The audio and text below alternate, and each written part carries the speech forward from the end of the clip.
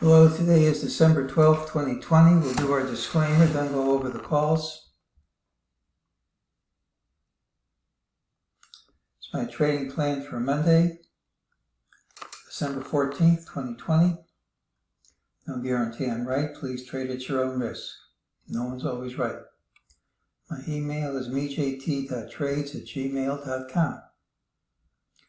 Look for the pattern with the early low. This is it. Pattern usually is a rally day with a high in the final hour, so we got that.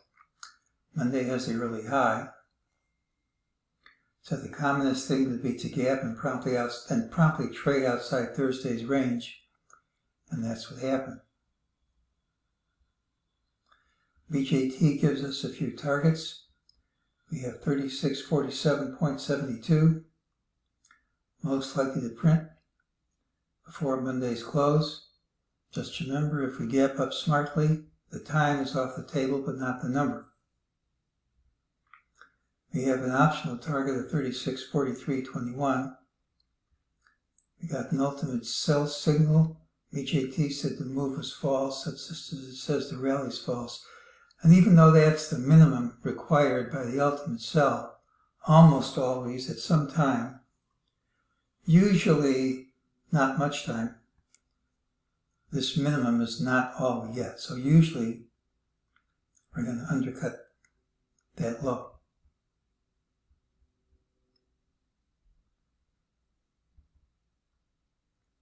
Well, we've had this apparently negative rising wedge, but that lower line just keeps on holding.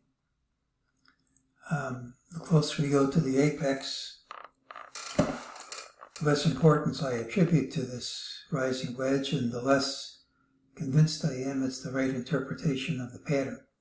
Of course, if we gap under it, it's a different story. If we gap under it, start tanking, you can point to this and explain it.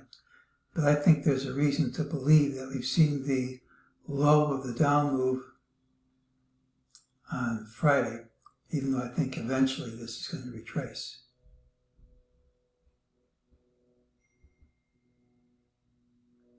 There is a very clean count, ABC. All the fibs work, and it certainly suggests that we finished this leg. Now, unless this is an expanded flat, that should hold, even if we drop first and hit the MEJT targets first. Now, this doesn't preclude having a further decline, but usually if you're going to have the type of decline I think will happen at some point, it's usually pretty impulsive, pretty clear, and not overlapping and weak like this.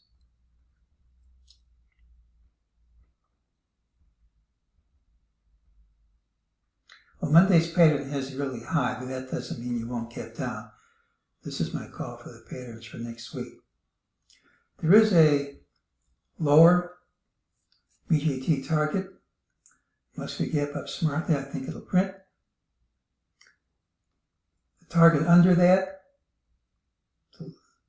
is an optional target. There's no time limit, but it almost always prints, usually soon.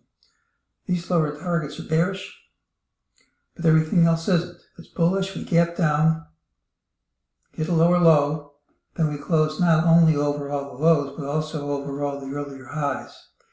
And if we maintain this at Monday's open, that's a bullish pattern. It's compatible with the down leg having reached its extreme low. Ideal scenario would be to start lower, hit the lower targets, and then rally with Friday's low holding and Friday's high falling. That's ideal. It's also possible to gap up smartly. Now, if we gap down smartly under Friday's low, that kind of kills the idea.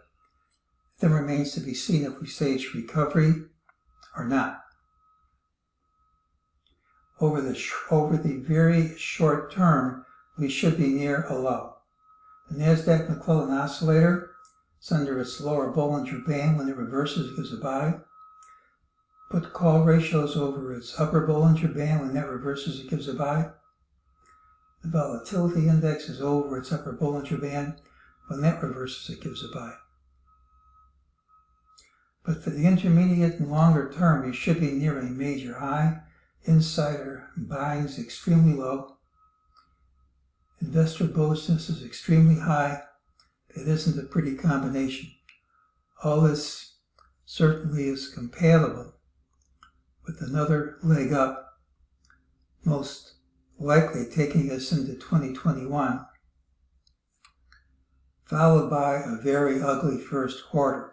But that's not the only way to read the pattern. I think it's the most likely way. And as far as Monday's concerned, we have lower targets. If we don't give up, I think they'll print. But we should be pretty near a low. Friday's low is a good chance of holding and starting another leg up, even if we drop first. And that is today's call.